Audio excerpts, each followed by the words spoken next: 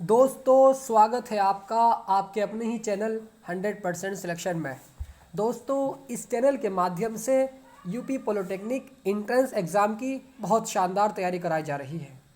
दोस्तों इस चैनल पर यूपी पॉलिटेक्निक फर्स्ट सेमेस्टर की अप्लाइड मैथ की बहुत शानदार तैयारी कराई जा रही है। मतलब एक तो अप्लाइड मैथ फर्स्ट सेमेस्टर की क्लासेस चल रही हैं और एंट्रेंस एग्ज़ाम की तैयारी भी चल रही है। दोस्तों हमारा संख्या पद्धति वाला चैप्टर चल रहा था, मतलब नंबर सिस्टम वाला। ठीक है, इस पूरे चैप्टर से जितने भी इम्पोर्टेंट क्वेश्चंस निकलते हैं उनको डिज़ाइन किया गया है। दोस्तों जो मैं आपके लिए इतने इम्पोर्टेंट क्वेश्चंस को डिज़ाइन कर रहा हूँ, इसमें बहुत ज़्यादा मेहनत लग रही है। अब आपका हक बनता है कि इस चैनल को सब्सक्राइब किया जाए और बेल आइकन को प्रेस किया जाए और अपने दोस्तों को इस चैनल के बारे में बताया जाए। दोस्तों जिस तरह से मैं आपके साथ मेहनत करके पढ़ा रहा हूँ, अब आप भी मेरे साथ मेहनत कीजिए तो आप अपने एग्ज़ाम में बहुत अच्छा प्रदर्शन कर पाएंगे। चलिए दोस्तों इस वीडियो की शुरुआत बहुत ज़बरदस्त लाइन से करते हैं। यूं ही नहीं मिलती राही को मंजिल, एक जुनून सा दिल में जगाना पड़ता है। कि यूं ही नहीं मिलती राही को मंजिल, एक जुनून सा दिल में जगाना पड़ता है। मैंने पूछा उस चिड़िया से यह आशियाना कैसे बना, तो चिड़िया बोली भरनी पड़ती है उड़ान, तिनका उठाना पड़ता है। भरनी पड़ती है उड़ान, तिनका उठाना पड़ता है। आइए दोस्तों फटाफट अंदाज में इस वीडियो की शुरुआत करते हैं और सारे क्वेश्चंस को बहुत अच्छे तरीके से समझते हुए चलते हैं।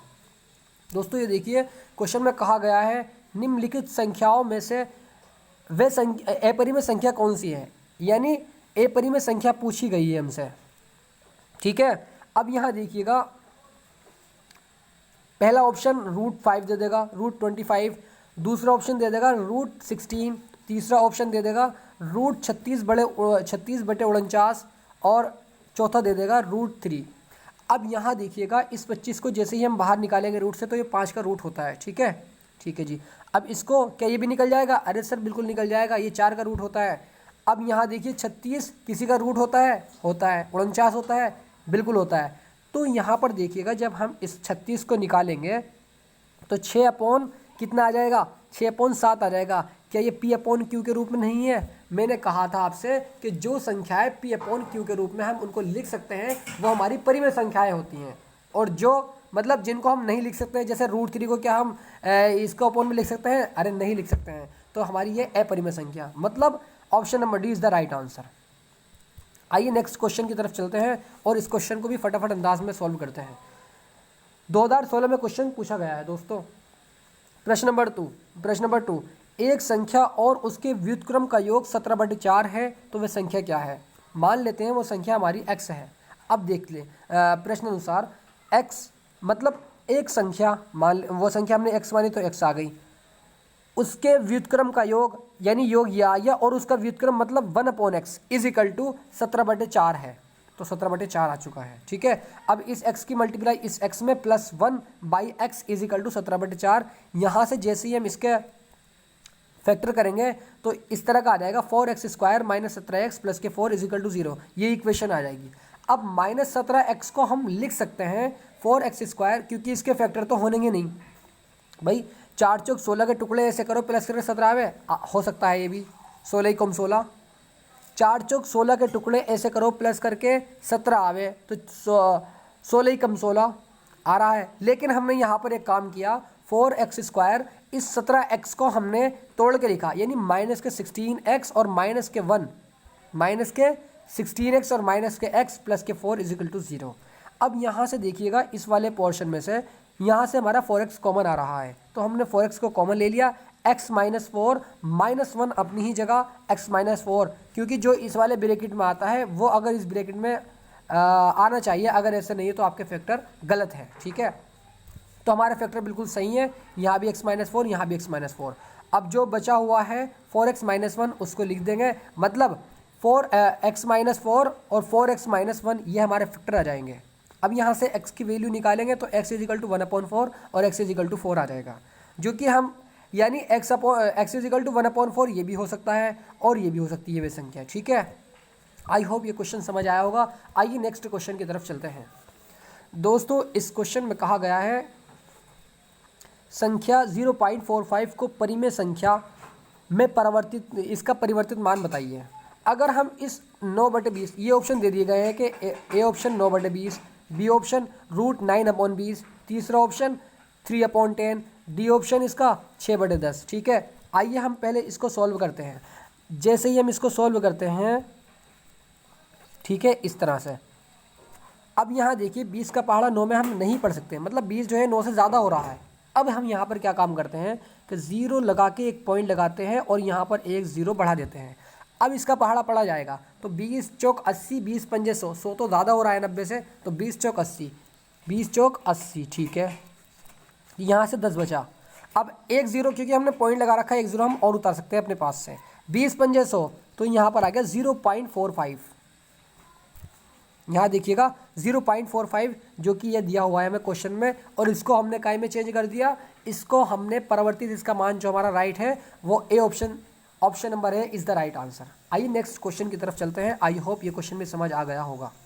दोस्तों इस क्वेश्चन में कहा गया है एक भिन्न का हर अंश से 5 अधिक है। एक भिन्न का हर अंश से 5 अधिक है। मान लेते हैं कि भिन्न जो है हमारा मान लेते हैं कि अंश हमारा x और हर जो है वो x+5, क्योंकि क्वेश्चन में कहा यही गया है। तो तथा भिन्न x/x+5। अब कैसा है x/x+5, आइए देखते हैं। एक भिन्न का हर मतलब ये रहा भर, मान लेते हैं कि वो भिन्न हमारा x है। ठीक है, एक भिन्न का हर अंश से 5 अधिक है। अंश हमारा मान लेते हैं कि वो अंश x है, ये आ गया x। हर जो है वो अंश से 5 अधिक है, यानी x+5 आ जाएगा। ठीक है, अब आगे देखिए क्या कहा गया है कि यदि भिन्न के अंश में 7 जोड़ दिया जाए, +7 कर दिया जाए, तो भिन्न का मान 8/7 हो जाता है। तो इसमें x+7 और ये हमारा ऐसे ही रखा रहेगा, क्योंकि अंश की बात हो रही है, हर की बात नहीं हो रही है। 8/7 हो जाता है। ठीक है, आइए अब इसको हमें सॉल्व कर लेना है। इस 8 की मल्टीप्लाई इस x+5 से, इस 7 की मल्टीप्लाई x+7 से कर लेंगे। तो 7x + के 49 = 8x + के 40। यहाँ से जैसे ही हम इस x का मान निकालते हैं तो x = 9 आ जाता है। ठीक है, अब भिन्न जो आएंगे हमारे भिन्न ये थे हमारे भिन्न, तथा भिन्न जो थे हमारे x/x+5 थे। अब हमें x का मान पता चल गया है, यानी x का मान 9 आ गया। ठीक है, अब 9 + 5, क्योंकि इस x की जगह 9 रखेंगे, = 9/14 इसका हमारा भिन्न आ जाएगा। ठीक है, आई होप ये क्वेश्चन भी आपको बहुत अच्छे से समझ आया होगा। तो वे भिन्न जो है हमारे 9/14 हैं। आइए नेक्स्ट क्वेश्चन की तरफ चलते हैं और इस क्वेश्चन में देखते हैं क्या कहा गया है। क्वेश्चन नंबर 5, 300 से 1900 के बीच में ऐसी कितनी संख्या है? 300 से 1900 के बीच में, यानी इनके बीच की बात चल रही है, इनके बीच की बात चल रही है। कितनी संख्या ऐसी हैं जो 8 से पूरी तरह विभाजित हो जाती हैं? ठीक है, अब यहाँ देखिएगा 304, 312, ठीक है, 320, देश 1896। ठीक है, क्या 308 से कट जाएगी? अरे सर नहीं कटेगी। तो 304 पूरी 8 से कट जा रही है, प्लस 8 करा वहाँ पर 312 8 से कट जाएगी, प्लस 8 करा यहाँ पर, तो यहाँ पर 320 मतलब 320 हो जाएगा। अब हम यहाँ देखते हैं कि एक समांतर श्रेणी के रूप में हमें ये मिल रहा है। तो ए का मान यहाँ से 304 आ गया है और डी का मान यहाँ पर 8 आ गया है, और लास्ट पद मतलब टी एन का मान यहाँ से 1896 आ गया है। एन का मान हमसे पूछा गया है। ठीक है, अब हम जानते हैं कि T N = a + n-1 × d, ये हमारा फॉर्मूला होता है। ठीक है, टी एन का मान दिया हुआ है, ये रहा, टी एन का मान 1896 रख दिया, ए का मान हमारा 304 है, 304 लिख दिया, प्लस अपनी ही जगह n-1, डी की जगह हमें 8 रख देना है, जैसे कि ये रखा हुआ है। ठीक है, अब इसको सॉल्व करके यहाँ से जैसे ही हम n का मान निकालते हैं, इसको पूरे को सॉल्व कर लेंगे। आइए सॉल्व भी किस तरह करते हैं वो भी बता देता हूँ मैं आपको। 304 उठ के इस 1896 के पास जाएगा, माइनस का हो जाएगा। अब इसको माइनस करेंगे जब, तो 1592।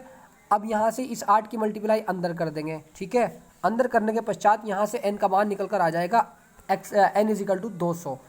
अब यहाँ देखिएगा n का मान 200 निकल कर आ गया। अब हम कह सकते हैं कि 300 और 1900 के बीच 200 पद यानी 200 संख्याएं ऐसी हैं जो 8 से पूरी तरह विभाजित हो जाती हैं। आई होप ये क्वेश्चन भी आपको बहुत अच्छे से समझ आया होगा। आइए नेक्स्ट क्वेश्चन की तरफ चलते हैं।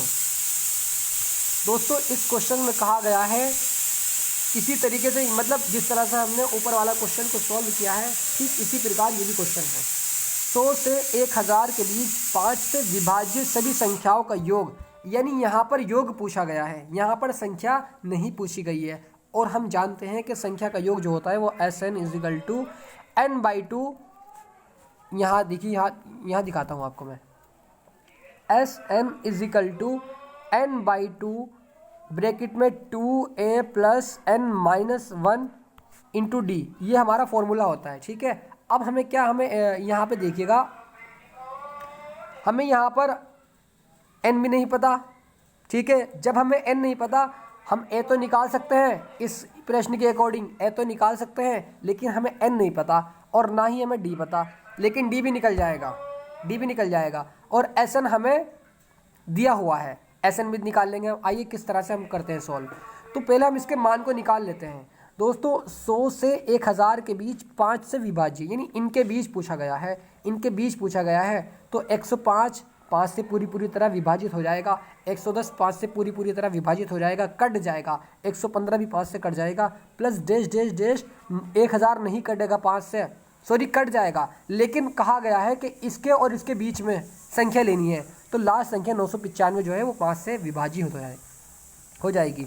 अब यहाँ से देखिएगा a का मान a इजिकल टू 105 और d इजिकल टू, यानी सार्व अंतर d मतलब t2 माइनस t1, दूसरे टर्म से पहले टर्म को जब हम माइनस करते हैं तो वहाँ से हमारा d का मान निकल कर आता है। ठीक है, अब tn इजिकल टू 995, क्योंकि tn लास्ट पद जो है हमारा वो tn है, यानी इसको हम an भी कह सकते हैं। आइए नेक्स्ट स्टेप की तरफ चलते हैं। तो tn is equal to a plus n-1 into D होता है। tn की जगह tn का मान रखा 995, a की जगह a का मान यानी 105 प्लस n-1 इंटू 5। यहाँ से जैसे ही हम सॉल्व करते हैं तो n का मान यहाँ से 189 आ जाएगा। ठीक है, अब यहाँ से n का मान 189 आ जाएगा। अब हम जानते हैं कि n/2 Sn is equal to n/2 2a plus n-1 into D होता है। ठीक है, क्योंकि n का मान तो हमने अभी निकाला है भाई, अभी देखिए यहाँ पर n का मान हमें अभी निकाला है, यानी S179, क्योंकि n/2 है, ये रहा n और n/2। अब जो यहाँ पर होगा उसके बाई में 2, यानी 179/2, 2 इंटू 105, क्योंकि a का मान 105 था, प्लस 178 इंटू 5, ये हमारा d का मान है। ठीक है, सार्व अंतर। अब यहाँ देखिएगा, यहाँ से इस पूरे पोर्शन में से जैसे ही हम 2 को कॉमन लेंगे तो 2 कॉमन आ जाएगा हमारा, इस 2 से ये 2 कैंसिल हो जाएगा। जब हम इसको प्लस करके दोनों को और इसकी मल्टीप्लाई 179 से करेंगे तो 98,450 इसका करेक्ट आंसर आ जाएगा। दोस्तों कैलकुलेशन आप करिएगा, क्योंकि कैलकुलेशन एग्जाम में आपको ही करनी है। आइए नेक्स्ट क्वेश्चन की तरफ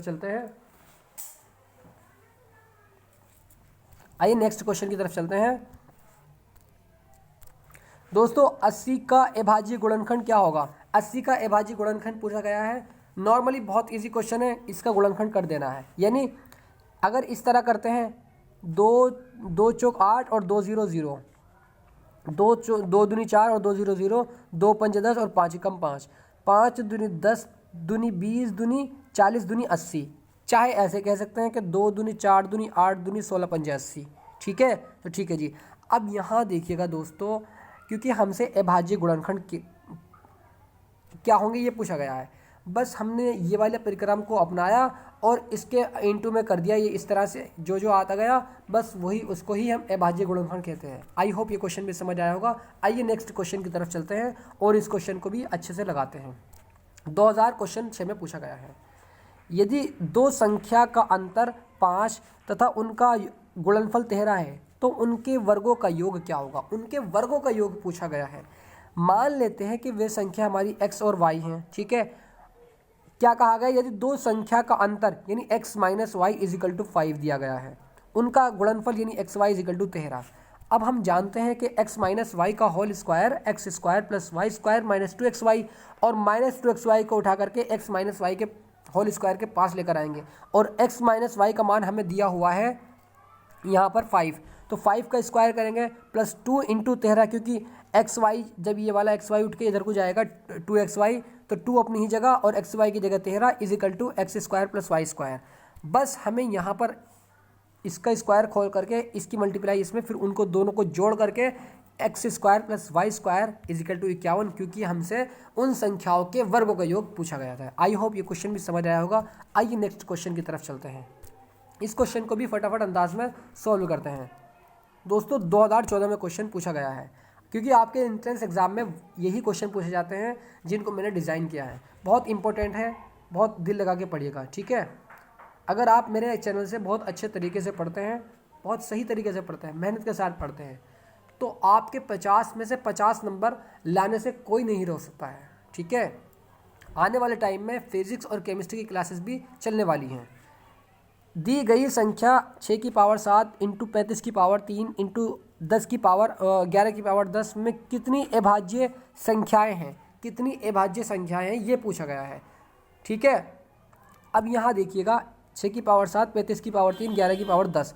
अब इस 6 की पावर 7 को अगर हम 6 के गुणनखंड करें तो 3 इंटू 2 अभाज्य गुणनखंड, और उसकी पावर 7, ठीक है। अब इसके 35 के करते हैं तो 7 इंटू 5 की पावर 3, ठीक है। और क्योंकि 11 के तो अभाज्य गुणनखंड नहीं होते हैं, ठीक है, तो 11 की पावर 10 इसको हम ऐसे ही लिख देंगे। अब हम देखिए, हम जानते हैं, मैंने आपको बताया था कि अभाज्य गुणनखंड की संख्या इज इक्वल टू घातों का योगफल। अभाज्य गुणनखंड की संख्या इज इक्वल टू घातों का योगफल। तो इसका 7 + 7 + 3 + 3 + 10 इनको जोड़ देंगे, अभाज्य गुणनखंड की संख्या निकल कर आ जाएगी, यानी 30 इसका करेक्ट आंसर हो जाएगा। आई होप ये क्वेश्चन आपको समझ आया होगा। आइए नेक्स्ट क्वेश्चन की तरफ चलते हैं और इस क्वेश्चन को भी बहुत अच्छे तरीके से लगाते हैं। दोस्तों किसी संख्या, ये बहुत आराम से समझना है और बहुत इंपॉर्टेंट क्वेश्चन है आपके एग्जाम के दृष्टिकोण से। इस बार के लिए तो बहुत ज़्यादा इंपॉर्टेंट है, लिख के ले लीजिए, क्वेश्चन आपको रखा हुआ मिलेगा। दोस्तों किसी 2 अंकों की संख्या के अंकों का योग, किसी 2 संख्या के अंकों का योग 10, ठीक है। यदि संख्या में से 18 घटा दिया जाता है तो संख्या में इकाई तथा दहाई के अंक उलट दिए जाते हैं, तो वे संख्या क्या है, यह हमसे पूछा गया है। मान लेते हैं वे संख्या हमारी 10x + y है, ठीक है। अब क्वेश्चन पर आइए, किसी 2 अंकों की संख्या के अंकों का योग 10 है, यानी x + y = 10। यदि संख्या में से 18 घटा दिया जाता है, भाई संख्या तो हमने ये मान रखी है ना, अगर हम इसमें से 18 घटा देते हैं इस वाली संख्या में से, तो संख्या में इकाई तथा दहाई के अंक उलट दिए जाते हैं, ठीक है। आइए नेक्स्ट स्टेप पर, तो 10x + y - 18 = 10y + x हो जाएगा। अब यहाँ से जैसे ही हम इसको सॉल्व करते हैं तो x - y = 2, यहाँ से हमारी समीकरण 2 आ जाएगी। समीकरण 1 समीकरण 2 को प्लस कर देना है, y से y कैंसिल हो जाएगा, x और x 2x हो जाएगा, 10 और +2 यानी 2x = 12, x = 6 आ जाएगा आंसर। आइए किस तरह हम करते हैं इस क्वेश्चन को, तो हमने इसको प्लस किया, इस y से y कैंसिल, ये x और ये x से जुड़ जाएगा, यानी 2x = 10 + 2 यानी 12, और 2 × 12 यानी x = 6 आ जाएगा, ठीक है। अब x का मान समीकरण नंबर 1 में रखने पर, जैसे ही समीकरण 1 में x का मान रखते हैं वहाँ से हमारा y का मान निकल कर आ जाएगा, ठीक है। अब यहाँ पर हमने x का मान रखा 6 उठकर यहाँ जाएगा 10 - 6 बचेगा 4, यानी y का मान यहाँ से 4 निकल कर आ जाएगा। तो x = 6 और y = 4। आई होप ये क्वेश्चन बहुत अच्छे से समझ आया होगा। आइए नेक्स्ट क्वेश्चन की तरफ बढ़ते हैं। दोस्तों इस क्वेश्चन में कहा गया है कि 1 से 100 तक की प्राकृतिक संख्या का योगफल ज्ञात कीजिए, ठीक है। तो 1 से n तक की, यानी यहाँ तो सीमा दी हुई है 1 से 100 तक की, लेकिन 1 से n तक की संख्या का, सभी संख्या का योग जो होता है वो n + 1/2 होता है, ठीक है। क्योंकि हमें 100 संख्या का योग ज्ञात करना, 100 संख्या मतलब n का मान दिया हुआ है, n का मान ये है, ठीक है, 1 से 100 तक की, ठीक है। तो n का मान 100 + 1/2, इस 100 को 2 से जब काटेंगे तो 50 आ जाएगा, और 50 और 100 + 1 यानी 101, इसकी मल्टीप्लाई इससे करेंगे तो यहाँ पर 50 आ जाएगा, मतलब 5050 का करेक्ट आंसर हो जाएगा। आई होप ये क्वेश्चन भी आपको समझ आया होगा। आइए नेक्स्ट क्वेश्चन की तरफ चलते हैं और इस क्वेश्चन को भी फटाफट अंदाज में सीखते हैं। दोस्तों मैं बहुत ज़्यादा मेहनत कर रहा हूँ, आपको भी मेहनत करनी है, ठीक है। अब यहाँ देखिएगा, 1 से 20 तक की सभी सम संख्या का योगफल बताओ। सभी संख्याओं का, 1 से 20 तक की सभी सम संख्याओं का योगफल क्या होता है फॉर्मूला, मैंने आपसे बताया था कि सभी सम संख्याओं का योगफल जो होता है वो n/2 + 1 होता है, ठीक है। अब यहाँ पर सीमा दी हुई है, यानी 1 से 20, एक से एन तक नहीं कहा गया, अगर एक से एन तक कहता तो ये लिख देते, यानी ये फॉर्मूला इसका आ जाता, आंसर आ जाता ये। लेकिन यहाँ पर सीमा दी गई है 1 से 20, तो 20 क्या है इसका, यानी एन का मान है, तो 20/2, 20/2 + 1, यहाँ से काटेंगे 10 आ जाएगा, और यहाँ से काटेंगे 10 और +1 यानी 11, और 11 था 110, तो 110 का करेक्ट आंसर हो जाएगा। आई होप ये क्वेश्चन भी आपको समझ आया होगा। आइए नेक्स्ट क्वेश्चन की तरफ चलते हैं। दोस्तों 2013 में क्वेश्चन पूछा गया है, एक कक्षा में प्रथम पंक्ति में 45 छात्र, प्रथम पंक्ति में, दूसरी पंक्ति में 41 छात्र, ठीक है, तीसरी पंक्ति में 37 छात्र तथा अंतिम पंक्ति में 5 छात्र हैं।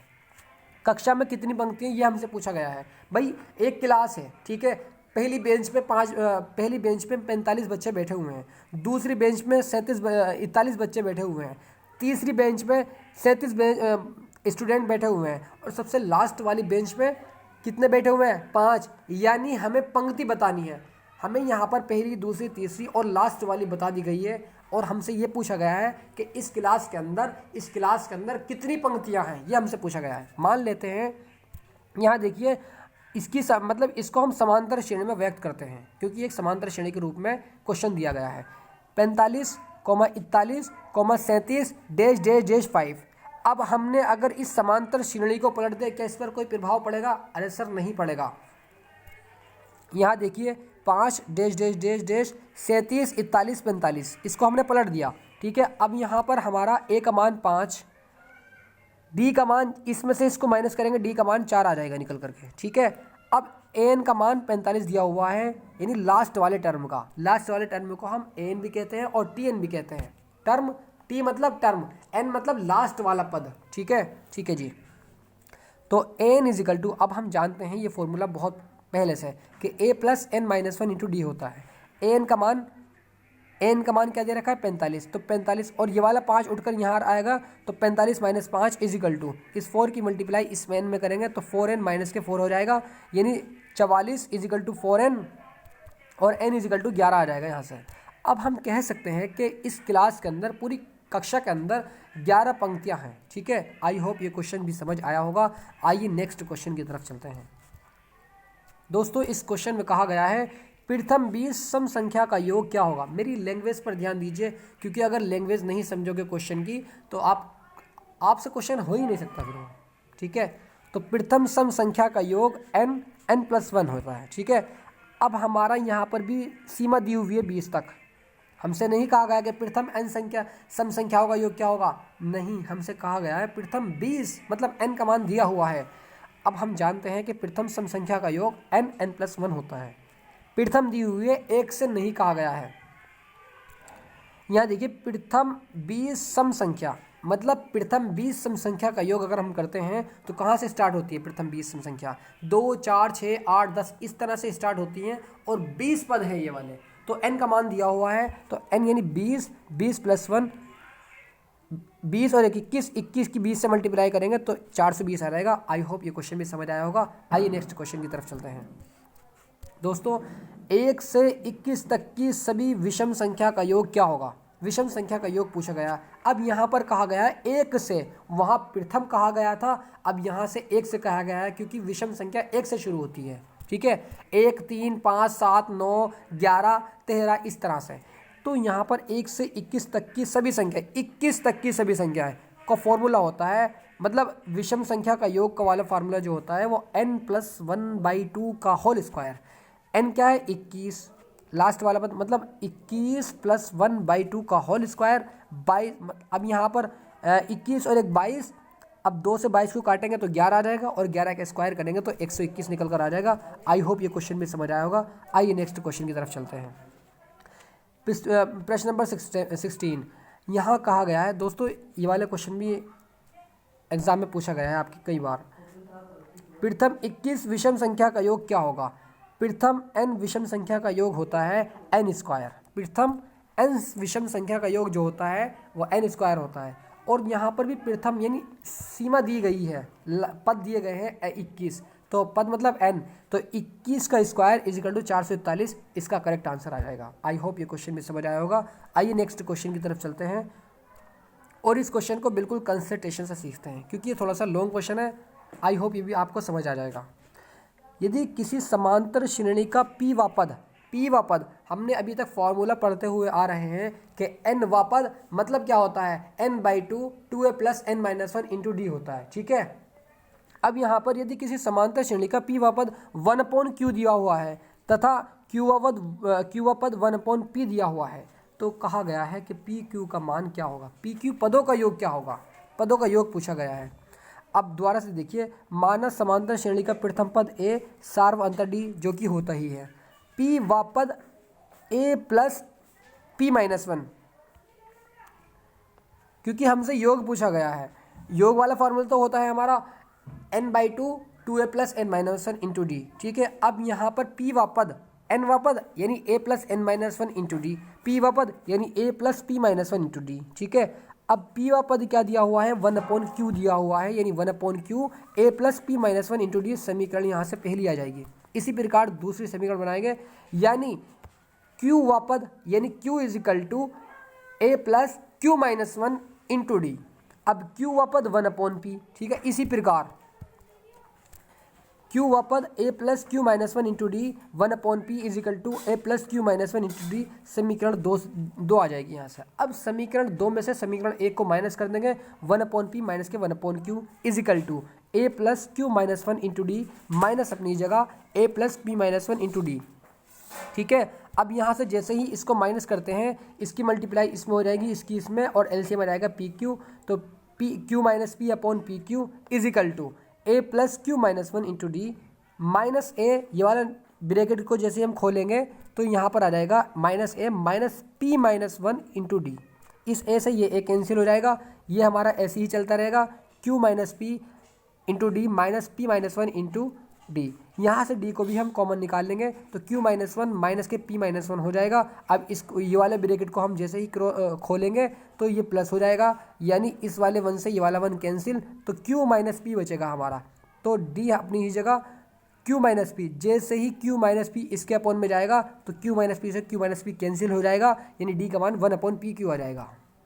d का मान यहाँ से 1/pq आ जाएगा, ये वाला कट जाएगा, ठीक है। अब d का मान समीकरण नंबर 1 में रखने पर, जैसे ही समीकरण हमारी 1 आई थी वहाँ हम इसका मान रखते हैं d का, तो 1/q a + p-1 1/pq, क्योंकि d का मान रख दिया हमने ये, तो 1/pq इस pq की मल्टीप्लाई a में होगी, यानी a pq प्लस p-1 की 1 में होगी तो p-1 अपॉन pq। इस pq की, अब यहाँ पर हमने क्या करा, इस q से ये q कैंसिल कर दिया, इस p की मल्टीप्लाई 1 में कर दी, तो p = a pq प्लस के p-1, ठीक है। अब यहाँ देखिएगा, यहाँ पर क्या हुआ, इस p से ये p कैंसिल कर दिया गया है, ठीक है, क्योंकि अगर हम इस वाले p को उठाकर यहाँ लेकर आएंगे तो माइनस का हो जाएगा, 0 हो जाएगा इधर।